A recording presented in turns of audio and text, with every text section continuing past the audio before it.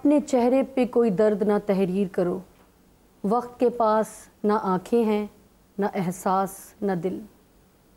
کیا ہم انسانوں کے پاس احساس ہے یا درد مند دل ہم رکھتے ہیں؟ میں شاہانہ ایک بار پھر اس خوبصورت پروگرام میرات النساء کے ساتھ آپ کی خدمت میں حاضر ہوں۔ جیسا کہ آپ جانتے ہیں کہ ہمارے اس پروگرام کا مقصد ایک نئی سوچ کو اجاگر کرنا،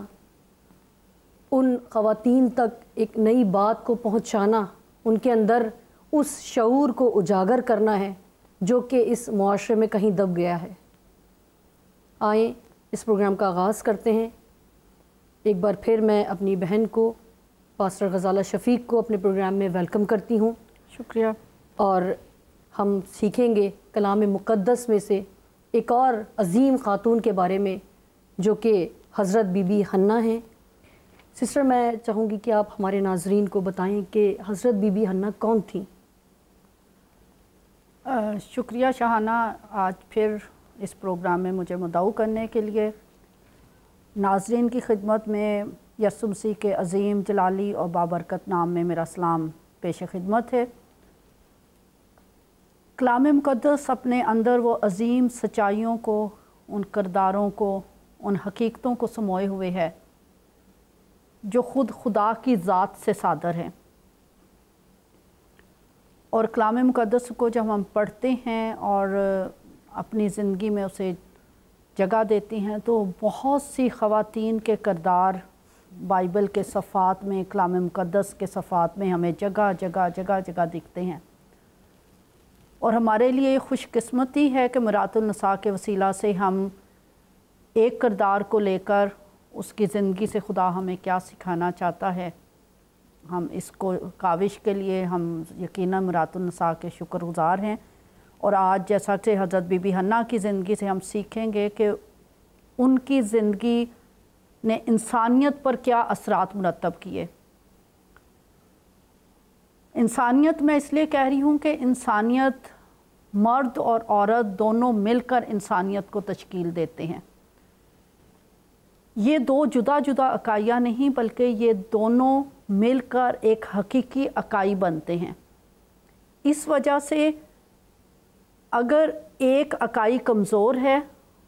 اور دوسری اکائی مضبوط ہے تو توازن قائم رکھنا مشکل ہو جاتا ہے۔ المیہ کلام خدا سے دوری، خدا کی ذات سے، خدا کے مقصد سے، خدا کے ارادہ سے جب ہم ناواقفیت رکھتے ہیں تو پھر ہماری زندگیاں پستی کا شکار ہو جاتی ہیں۔ پھر واقعتاً انسانیت کی ایک اکائی جو عورت ہے، اس کو کمزور اور ناتواں عورت، صنف نازک، بچہ پیدا کرنے کی مشین اور بے شمار ایسے نامعقول القابات سے نواز دیا جاتا ہے جس سے وہ مسخ ہو کر رہ جاتی ہے۔ لیکن ہم شکر کرتے ہیں کہ کلام مقدس میں ایسی گوناگو شخصیات موجود ہیں، ایسی برگزیدہ، مبارک اور اعلیٰ شخصیات موجود ہیں جن کو اگر آج ہماری بیٹیاں، ہماری مائیں اور ہمارے بھائی اپنی زندگی میں درجہ دیں، اہمیت دیں تو معاشرہ یقیناً بہت ہموار سطح پر آ جائے گا، اور ایک اچھا اور مضبوط معاشرہ تشکیل دینے میں ہم سب مل کر ایک اہم کردار ادا کر سکیں گے۔ بی بی حنہ کا واقعہ ہمیں سیموئیل نبی کا صحیفہ، اس کا پہلا باب اور اس کی پہلی 24 آیات میں ہمیں حضرت بی بی حنہ کی زندگی کے واقعات ملتے ہیں۔ حضرت بی بی حنہ کی زندگی سے ہم بہت کچھ سیکھ سکتے ہیں، کیونکہ حضرت بی بی حنہ ایک ایسے خاندان میں اپنا مقام بناتی ہیں، ایک ایسے معاشرے میں اپنا مقام بناتی ہیں، وہ ایسا معاشرہ جو مردوں کو 2 بیویاں رکھنے کی اجازت دیتا ہے، ایسی رسومات جہاں 2 بیویاں رکھنا کوئی بات ہی نہیں۔ حنہ کا شوہر الکانہ، اس کی دوسری بیوی فننہ موجود تھی، وہ صاحب اولاد تھی، اور حنہ جو تھی وہ بے اولاد تھی، اور ایسے گھر میں جہاں 2 بیویاں موجود ہوں اور ایک بے اولاد ہو اور ایک صاحب اولاد ہو، ایسے حالات میں ایک خاتون کس طور سے اپنی زندگی کو گزارتی ہے، بی بی حنا کی زندگی پر غور کریں تو بہت سی بہنیں جو اس الجھن سے اور اس مشکل حالات سے دوچار ہیں وہ یقیناً اپنی زندگی کے لیے ایک اسے مشعل راہ بنا سکتی ہیں، اور جیسے حضرت بی بی حنا نے اپنے کردار کو مضبوط بنا کر اس مایوسی اور دکھ اور مصیبت کی گھڑی میں جب وہ بے اولاد تھی اور دوسری بیوی بھی موجود تھی، اس نے کس طور سے اپنا آپ خدا کے حضور منوایا، اپنی لو خدا سے لگائی، تو یہ ہمارے لیے بہت سبق آموز کہانی ہے ان کی زندگی کی۔ حنا کی کہانی ہمیں دعا، عزم، خدا سے اپنے جائز مطالبات اور ذہنی طور پر نابالغ معاشرے میں اپنے پختہ اور پکے رشتوں کے بارے میں، اور ایک ایسے معاشرے میں جہاں مردوں کا تسلط ہے وہاں پر ایک عورت اپنے آپ کو بنواتی، اس کے بارے میں ہمیں بیان کرتی ہے۔ اور یاد رہے کہ حضرت بی بی حنا نے سیموئل نبی کو جنم دیا۔ حضرت بی بی حنا کی زندگی اور حضرت بی بی مریم کی زندگی، یہ دونوں بہت آپس میں مماثلت رکھتی ہیں۔ یہ دونوں ہی عورتیں نبیائیں ہوئیں اور نبیوں کو جنم دیا انہوں نے، اور ان دونوں نے ایک حمدیہ گیت گایا جو خدا کی قدرت کو، جو خدا کے جلال کو، خدا کی کرم نوازی کو، خدا کے روح کو بیان کرتا ہے۔ فرق صرف یہ ہے کہ حنا نے یہ حمدیہ گیت اس وقت گایا جب وہ بچے کی ماں بن چکی تھی، اور حضرت بی بی مریم نے خدا کی حمد کا گیت اس وقت گایا جب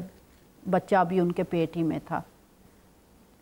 تو ان ساری چیزوں کو ہم دیکھتے ہوئے آج ہم ضرور حضرت بی بی حنا کی زندگی سے بہت سی چیزوں کو سیکھنے کی کوشش کریں گے۔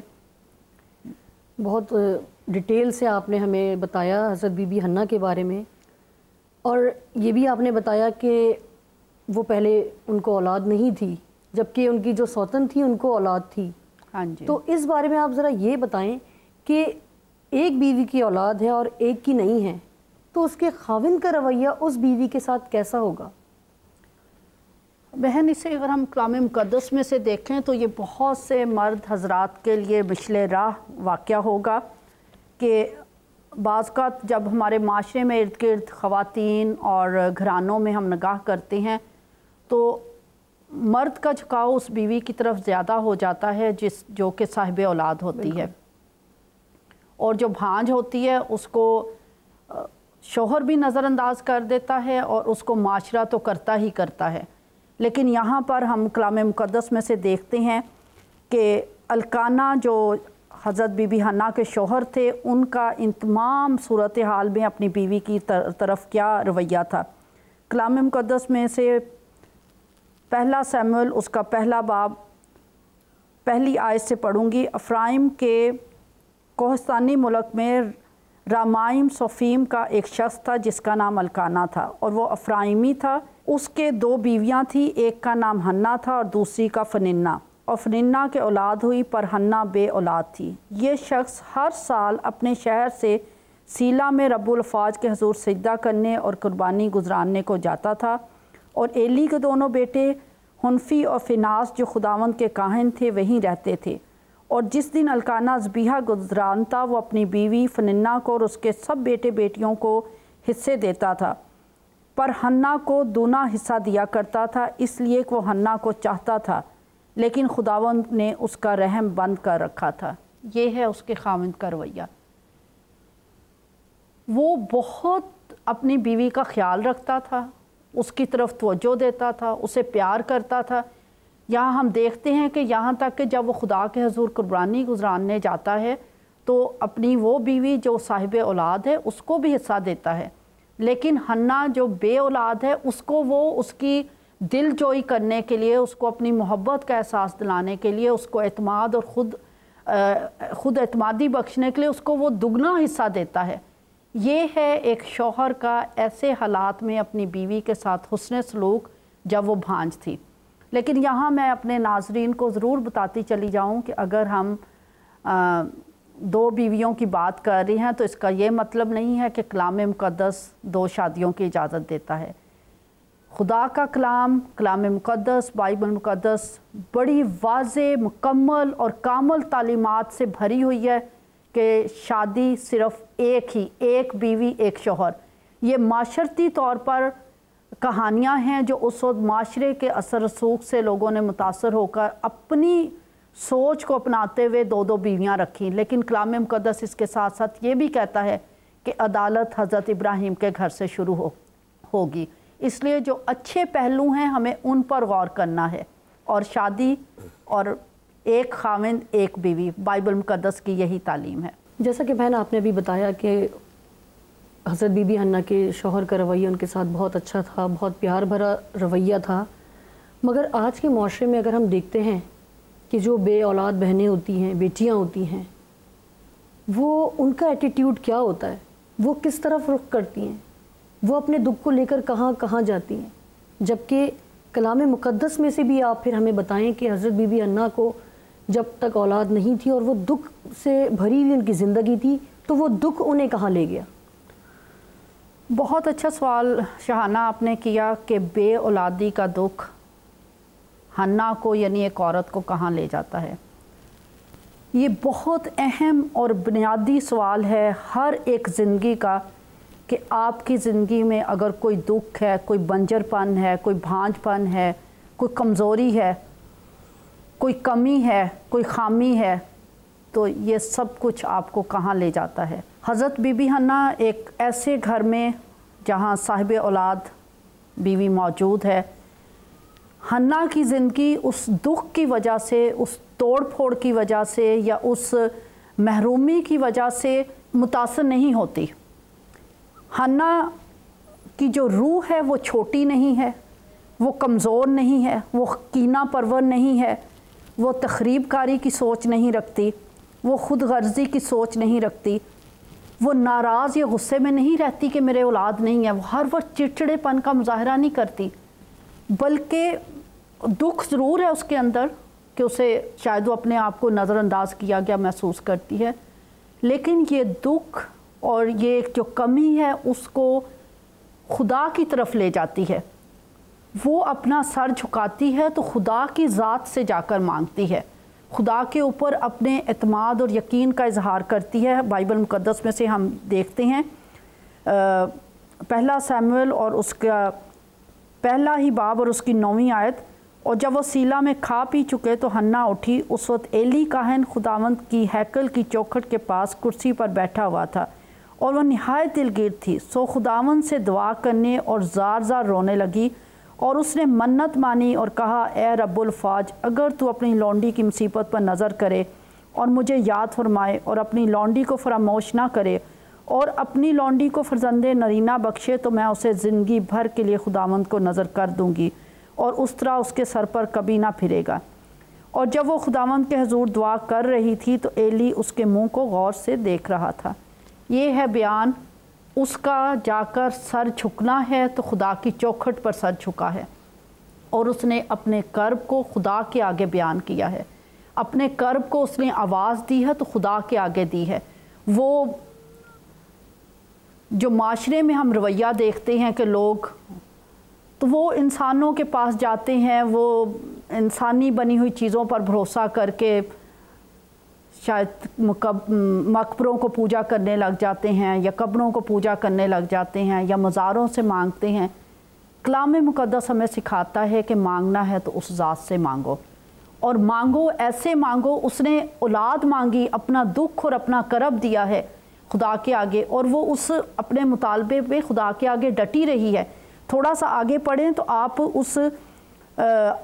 کاہن کا رویہ دیکھیں۔ اور جب وہ خداوند کے حضور دعا کر رہی تھی تو ایلی اس کے منہ کو غور سے دیکھ رہا تھا، تو حنا نے دل ہی دل میں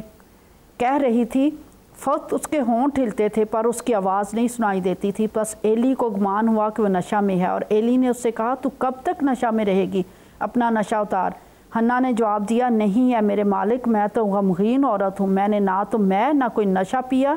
پر خداوند کے آگے اپنا دل انڈیلا ہے۔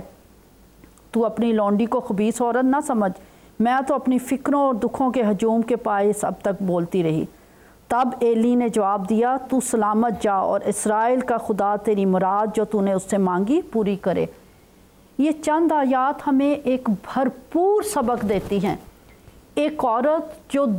خاموشی میں اپنا دل خدا کے آگے انڈیل دیتی ہے، اور کاہن جو ہے وہ سمجھتا ہے شاید اس نے نشہ کیا ہوا ہے، یہ ہوش میں نہیں ہے، یہ مدہوش ہے، وہ اس پر ایک ایسا الزام لگا دیتا ہے کہ جیسے وہ کوئی بدکار عورت ہے یا وہ کوئی اچھے کردار کی عورت نہیں ہے۔ لیکن میں یہاں حنا کی جرت کو سلام پیش کرتی ہوں کہ اس نے حضرت بی بی حنا نے کاہن کی طرف سے اس کی ذات پر لگائے گئے اعتراضات، اچھالے گئے تہمتوں کو چپ کر کے قبول نہیں کر لیا، جو کہ آج کے معاشرے میں ہم دیکھتے ہیں ایک جگہ سے اعلان ہو جائے تو ہم اسے قبول کر لیتے ہیں، ہم اسے اپنی قسمت کا لکھا ہوا سمجھ کر عورتیں بیٹھ جاتی ہیں۔ حنا نے جرت دلیری کرتے ہوئے اس کاہن سے آرگومنٹ کی، بلکہ ربی کاہن تو یہاں تک لکھتے ہیں کہ اس نے یہ ایڈ کرتے خود سے حنا کی کہانی بیان کرتے ہوئے کہ اس نے ایلی کی ذات کو یہاں تک چیلنج کیا کہ تجھ پر شاید خدا کا روح نہیں ہے، اگر تجھ پر خدا کا روح ہوتا تو تجھے معلوم ہوتا کہ میں تو ایک دکھی عورت ہوں، میں تو ایک ایسی دکھی عورت ہوں جس کی زندگی میں مایوسی ہے، لیکن اس مایوسی نے مجھے خدا کی دہلیز پر لا کر کھڑا کر دیا ہے، اس مایوسی نے میری زندگی میں خدا پر بھروسے کا آغاز کر دیا ہے۔ اور وہ اسے جواب دیتی ہے، اپنی ذات کو پروٹیکٹ کرتی ہے، اپنا کیس اس کے آگے بیان کرتی ہے۔ یہودی ربی یہاں تک لکھ دیتے ہیں کہ حنا ایلی سے کہتی ہے کہ شاید تجھ پر خدا کا روح نہیں ہے، اگر تجھ پر خدا کا روح ہوتا تو تو جان لیتا کہ میں تو ایک دکھی عورت ہوں، میں تو ایک بے اولاد عورت ہوں، میری زندگی کی مایوسی مجھے خدا کی دہلیز پر لے آئی ہے، میری زندگی کی اس کمی نے مجھے خدا پر بھروسہ کرنا سکھا دیا ہے۔ وہ آرگومنٹ کرتی ہے، اپنے کیس کو، اپنے معاملے کو، اپنی ضرورت کو، اپنے دکھ کو منواتی ہے۔ وہ اپنی دعا کے ذریعے بچے کی جو ضرورت ہے اس کی زندگی میں اس اپنے مطالبے پر خدا کے حضور ڈٹی رہتی ہے، اور پھر جب وہ ایسا مضبوط ایمان دکھاتی ہے تو پھر خدا کلام کرتا ہے۔ یہاں ہم نے پڑھا تب ایلی نے جواب دیا تو سلامت جا۔ یہ سلامتی خدا کی طرف سے آئی، خدا نے اس کے پوشیدہ آنسوؤں کو جب وہ ظاہر ہوئے اور اسے بہہ لینے دیا گیا تو پھر خدا نے اپنے روح کو اس پر نازل کیا، اور جب خدا کا روح انسان پر نازل ہوتا ہے تو پھر چیزیں جنم لیتی ہیں، انسان کی زندگی سے تعریف نکلتی ہے، خدا کی نبوت نکلتی ہے، خدا کے مقصد اور ارادے انسان کی زندگی میں جنم لے لیتے ہیں، اور یہی بالکل یہی کچھ حنا کی زندگی میں ہوا۔ پھر خدا نے کہا کہ سلامت جا اور تجھے اولاد ہوگی، اور پھر وہ صاحب اولاد ہو گئی۔ یہ حنا کی زندگی کا بہت خوبصورت پہلو ہے جو ہماری خواتین کو، بہنوں کو، تمام سننے والی بیٹیوں کو خدا کی ذات پر بھروسہ کرنا اور خدا سے مانگنے کا سبق سکھاتا ہے۔ سسٹر ایک اور بات بتائیں کہ جب اولاد نہیں ہوتی ہماری بہنوں کو، بچیوں کو، جب وہ بڑے وعدے کرتے ہیں، بڑے عہد کرتے ہیں کہ خدا ہمیں یہ دے تو ہم یہ کریں گے، ہم اسے یہ کریں گے، کلام مقدس میں سے آپ ہمیں یہ بتائیں کہ جب خدا نے حضرت بی بی حنا کو اولاد دی تب انہوں نے کیا کیا؟ دیکھیں بائبل مقدس کا جو حوالہ میں نے آپ کے سامنے پڑھا، جب حنا، حضرت بی بی حنا خدا کے پاس جاتی ہی ہیں تو وہ اس بات کا وعدہ پیدائش سے پہلے ہی کر لیتی ہیں کہ اے خدا اگر تو مجھے یہ اولاد دے گا تو میں یہ تجھے دے دوں گی۔ وہ بڑا احسان جو خدا نے اس کی ذات پر کیا، حنا نے اس کو خدا کو واپس دیا۔ خدا نے ایک ایسا بیٹا حضرت بی بی حنا کو دیا جو کہ سیمول نبی کے نام سے بائبل مقدس میں بہت اہم ان کا رتبہ، ان کا مقام، وہ قاضیوں میں سے آخری قاضی تھے، اور نبیوں میں سے وہ پہلے شخص تھے جنہوں نے اسرائیل کی تاریخ کو متعین کیا۔ انہوں نے اسرائیل کے پہلے بادشاہ کو،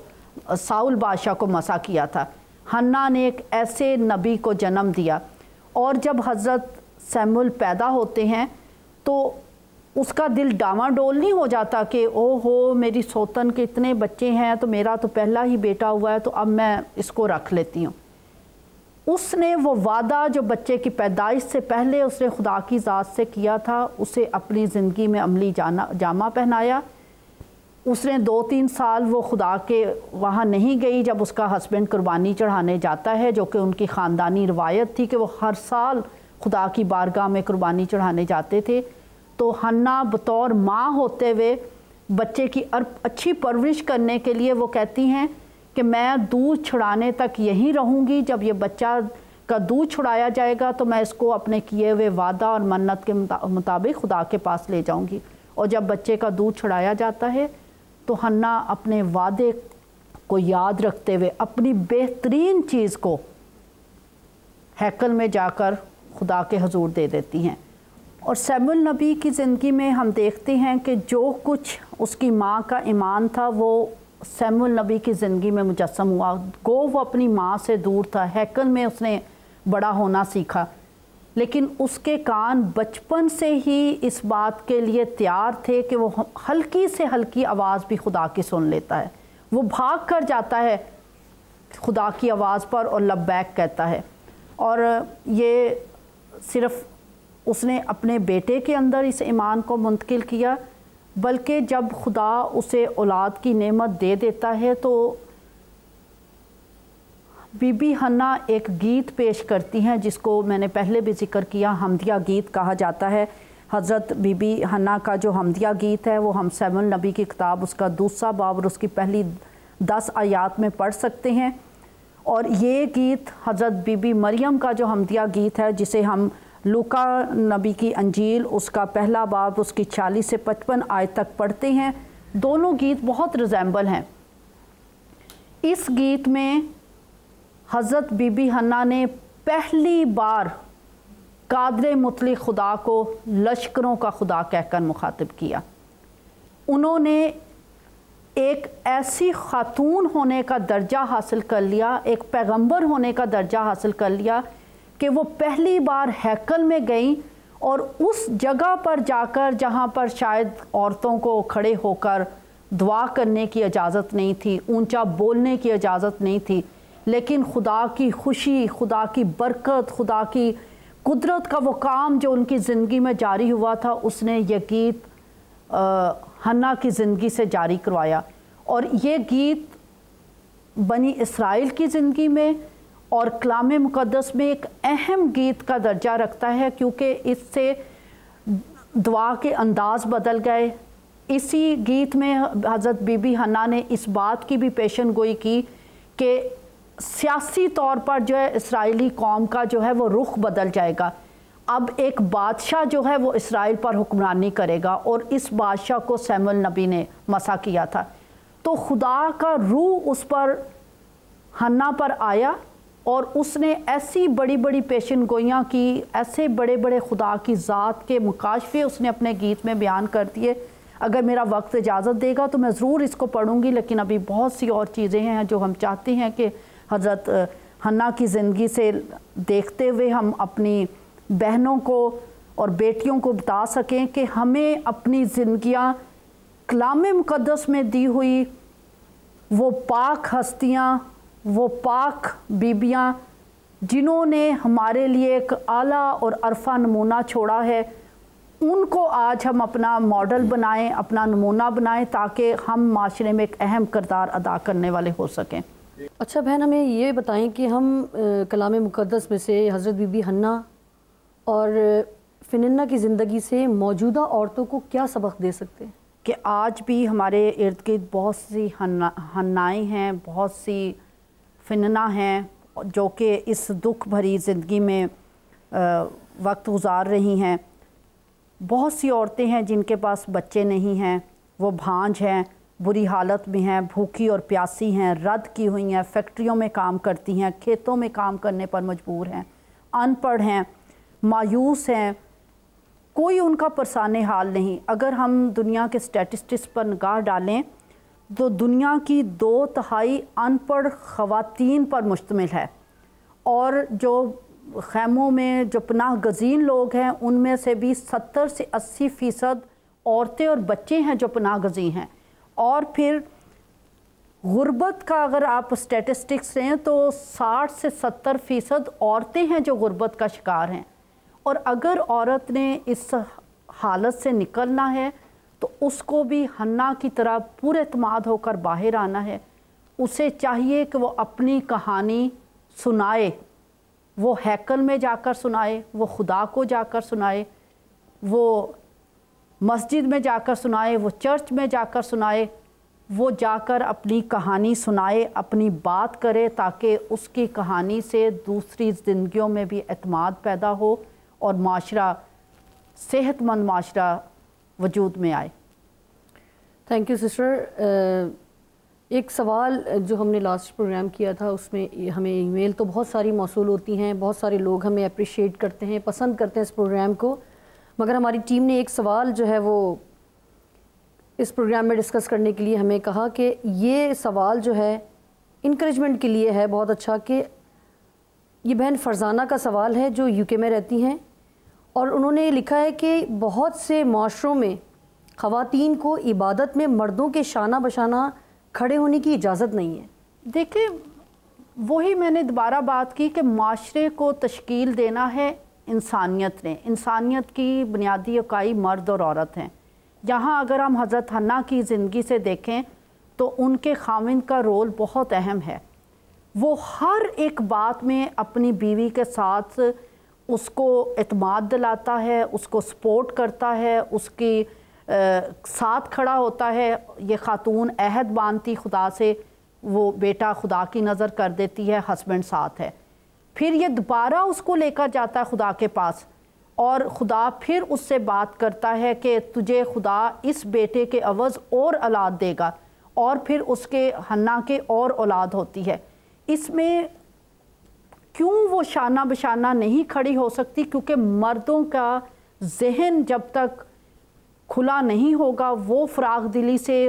جیسے الکانہ نے اپنی بیوی کو ہر قدم، ہر مرحلے زندگی کے ہر مقام پر بھرپور ساتھ دیا، یہ دونوں میاں بیوی جب تک ایک دوسرے کا بھرپور ساتھ نہیں دیں گے تو تشنگی زندگیوں میں رہے گی. Thank you sister. ناظرین، جیسا کہ آج کے پروگرام سے آپ نے یقیناً بہت کچھ سیکھا ہوگا، میں نے بھی بہت کچھ سیکھا. لیا اور راخل کے بارے میں ہم اگلے پروگرام میں سیکھیں گے. اس کے ساتھ ہی میں شاہانہ آپ سے اجازت چاہتی ہوں. اپنی دعاؤں میں ہمیں ضرور یاد رکھیے گا. شکریہ.